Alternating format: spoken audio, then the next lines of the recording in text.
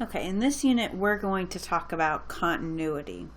And continuity is probably something you've heard about functions, maybe in algebra or pre-calculus, but we'll actually use limits that you learned about in Unit 1 to define what we actually mean by continuity. So just in general, thinking about if something's continuous, it means that it's nice and smooth.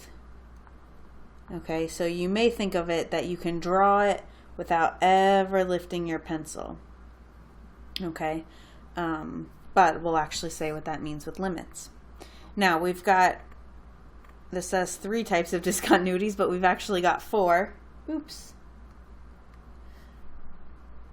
3 that show up the most often, but one that's worth mentioning.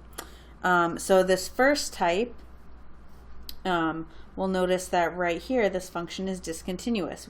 We have this hole, and then we have a point down here, and you wouldn't even have to have that point, but the whole point is that you couldn't draw it without lifting your pencil, and this is called a hole.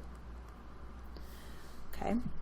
The second one over here, where we'd be discontinuous at 1, we call this a jump discontinuity. Okay, in this lower left-hand corner, you see we have a vertical asymptote, and that's another place that we have a discontinuity, and we call this an infinite discontinuity. And then the one in the lower left here is the reason that I said there were 3, but there are really 4.